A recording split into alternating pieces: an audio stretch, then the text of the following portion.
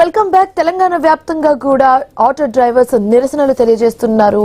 వారికి న్యాయం జరగాలన్నట్టుగా డిమాండ్ వినిపిస్తున్నాయి. ఇదే అంశంకి సంబంధించి మరి మాట్లాడడానికి మనతో పాటు జాయిన్ అయ్యారు రాజు గౌడ్ గారు, బీఆర్ఎస్ నాయకులు. ఆయనతో మాట్లాడే ప్రయత్నం అయితే చేద్దాం.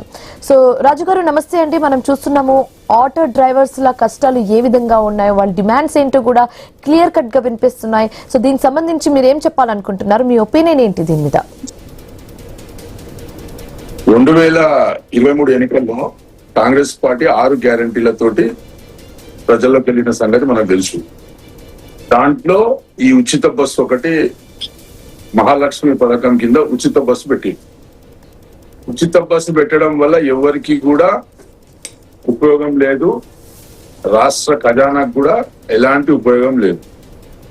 ఉపయోగం లేని విషయం ఒకటైతే, మరి ఆటో కార్మికులకు అనేక ఇబ్బందులు, వాళ్ళ ఫైనాన్స్లు కానీ, వాళ్ళ ఒక దినచర్య కానీ, వాళ్ళ ఆదాయం మొత్తం కూడా తగ్గిపోయి దాదాపు తెలంగాణ రాష్ట్రంలో ఇప్పటిదాకా ఒక 38 మంది ఆటో కార్మికులు ఆత్మహత్యలు చేసుకున్న సంగతి మనకు తెలుసు.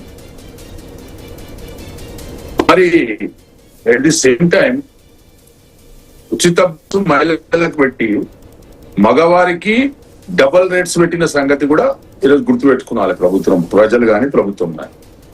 మరి అదే విధంగా ఆ రోజు ఈ ఆటో సోదరులందరూ కూడా మాకు న్యాయం కావాలని చెప్పేసి ఆ రోజు ప్రతిపక్ష నేతలతో వాళ్ళతో అందరితో తిరిగినప్పుడు మరి ముఖ్యమంత్రి గారు ఇప్పటి నుంచి నేను సంవత్సరానికి 12,000 రూపాయలు ఆటో కార్మిక సోదరులకు ఇస్తా అని చెప్పేసి మాటిచ్చి, మరి గతంలో టిఆర్ఎస్ పార్టీ అధికారంలో ఉన్నప్పుడు ఈ రాష్ట్రంలో ఉన్న ఆటోలకు అన్ని కూడా ట్యాక్స్ ఫ్రీ చేశాం. అదేవిధంగా వాళ్ళకు అన్ని విధాలుగా ఆదుకునే విధంగా మేము ప్రయత్నం చేసే ప్రభుత్వం మాది. మరి ఈరోజు ఆటో సోదరులు కానీ, వికలాంగులు కానీ, విద్యార్థులు కానీ, నిరుద్యోగులు కానీ, రైతులు కానీ, మహిళలు కానీ, వీళ్ళందరూ కూడా ఈ ప్రభుత్వం మీద అసంతృప్తితో ఉన్నారు. ఈ ప్రభుత్వం కూడా 3 సంవత్సరాలు అయిపోతుంది, అయినా కానీ ఈ ప్రభుత్వం మేలుకుటలేదు.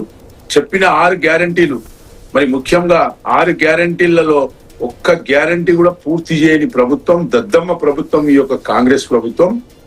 మరి 6 గ్యారంటీలు 420 హామీలు చెప్పి ఈరోజు ప్రజలకు ఒక్క సంక్షేమ కొత్త పథకం తీసుకురాలేరు.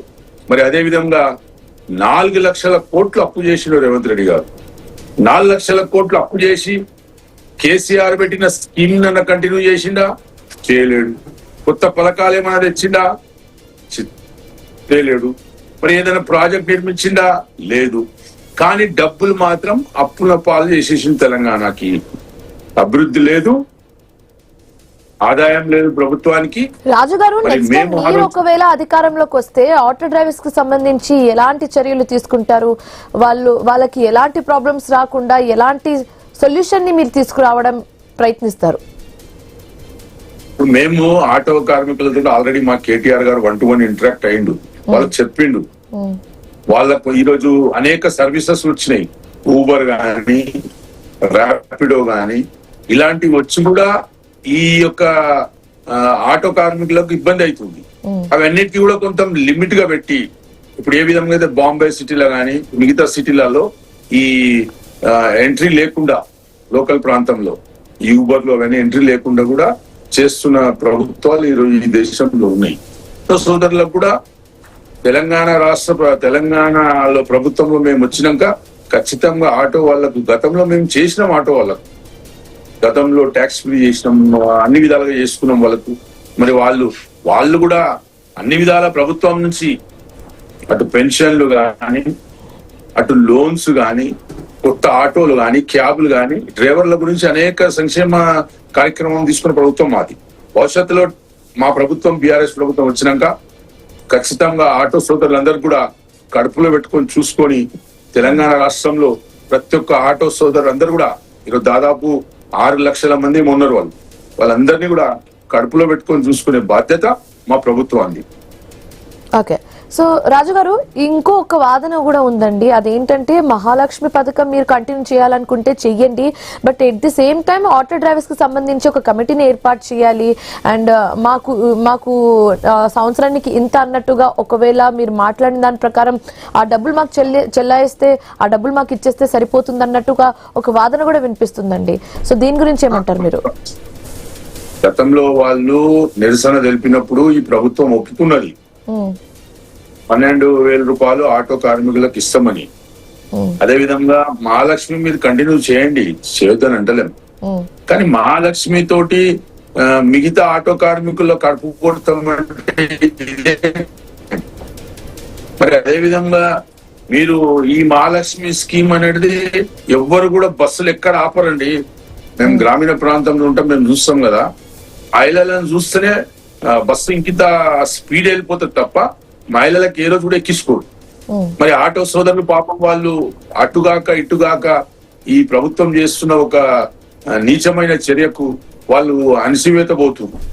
మేమంటుంది ఒకటే, ఆటో కార్మికుల ఆటో సోదరుల ఒక సేవలు ఈరోజు దేశవ్యాప్తంగా మరి అందరినీ కూడా ఒక గమ్యం నుంచి ఇంకో గమ్యం వరకు చేర్చే విధంగా వాళ్ళ ఆటో సోదరులు రాత్రి అనక మీకు మహాలక్ష్మి పథకం పెట్టిన మహిళలకు మీకు రాత్రి 12 గంటలకు మీకు ఏ ఆటో వాడు కూడా సహకరించడు, మీకు ఏ మహాలక్ష్మి బస్సు కూడా ఉండదు. కేవలం వీళ్ళు మాత్రమే ఆటో సోదరులే 24 గంటలు పని చేసుకుంటూ మరి అందరినీ కూడా కలుపుకపోయే పరిస్థితిలో వాళ్ళు ఉన్నారు. కాబట్టి ఖచ్చితంగా ఆటో సోదరులకు న్యాయం జరిగే విధంగా ఈ ప్రభుత్వం పనిచేయాలని చెప్పేసి మేము కోరుకుంటున్నాం. ఖచ్చితంగా అదే విధమైన ప్రభుత్వం కూడా ఆలోచన చేయాలి ఆటో సోదరులకు. ఈ రోజు మీరు హైదరాబాద్ ఏ విధంగా అయితే ఇబ్బంది పెడుతుందో అదే విధంగా ఆటో సోదరులకు కూడా ఇబ్బంది చేయాలని చెప్పేసి మేము కోరుకుంటున్నాం. ఓకే రాజు గారు, మనం చూసాము ఇందాక మీరు స్టార్టింగ్ లో అన్నట్టుగా బీఆర్ఎస్ వర్కింగ్ ప్రెసిడెంట్ కేటీఆర్ కూడా ఈ అంశాన్ని చాలా సీరియస్ గా తీసుకుని ఆల్రెడీ ఆటో డ్రైవర్స్ తో మాట్లాడడం జరిగిందని మీరు చెప్పారు. సో ఇప్పటి వరకు అయితే చాలా స్ట్రాంగ్ యాక్షన్, అంటే చాలా స్ట్రాంగ్ స్టాండ్ తీసుకున్నారు మీరు.